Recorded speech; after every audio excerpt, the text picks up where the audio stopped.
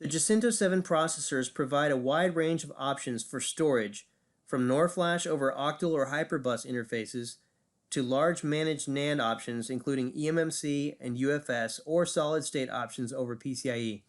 In this section, I will give an overview of these storage interface options.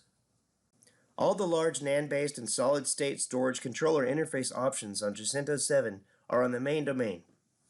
There's an 8-bit eMMC 5.1 compliant interface supporting rates up to HS400 and operating at a fixed 1.8 voltage.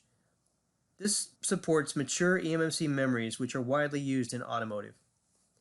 There are up to two 4-bit SD card interfaces supporting up to SD 3.0 or SDIO 4.0 standards for removable media or I/O cards.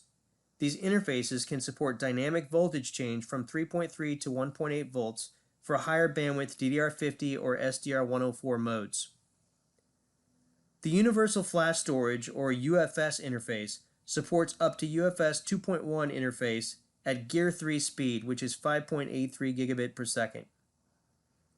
The previously mentioned PCIe controller may be used to support solid-state mass storage devices, also supporting PCIe-compliant SRIOV for virtualized sharing of the resource. A general-purpose memory controller is also provided for raw NAND or generic parallel interface support with limited addressing. Within the safety MCU domain, there are two octal flash controllers and a single hyperbus controller. These controllers are pin multiplexed such that one 8-bit and one 4-bit interface may be supported concurrently. The controllers allow support for a wide range of flashes from different vendors including Micron Accela 8-bit flashes and Cypress HyperFlash 8-bit flashes, both operating up to 333 megabytes per second for linear reads. The controllers are accessed through the Flash Security Authentication and Safety Module, or the FSAS. The FSAS allows optional authentication and ECC operations to be performed inline and on the fly for data reads from the flash.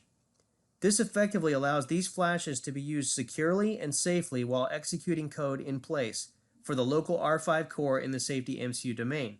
This is highly valuable when replacing an external micro, as the code space can be vastly extended using external flash while still meeting security and safety goals.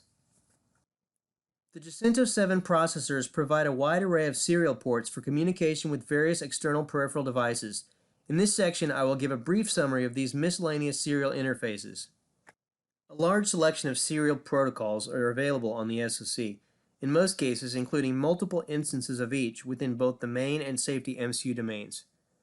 These serial ports include SPIEs, two of which are only available for internal communication between the safety MCU and the main domain, but the others are available externally. I2C interfaces, three of which are in the safety MCU domain. UART interfaces supporting baud rates up to 12 megabit per second, two of which are in the safety MCU domain. MIPI-compliant I3C interfaces for sensor connectivity, two of which are in the safety MCU domain. And SDIO 4.0 interface as a mode available on the SD card interface mentioned in the previous section. Multiple audio serial ports are also provided using the TI Multi-Channel Audio Serial Port Peripheral, or McASP.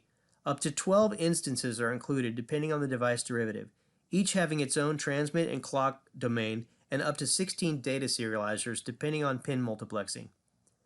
Additional audio hardware accelerators are included, which may be used in conjunction with the McASP serial ports. These include asynchronous sample rate conversion hardware and audio tracking logic, which can be used to implement HD radio standards. Thank you for watching this training. For more information, refer to the links shown. For questions about this training, go to the processor forums at ede.ti.com.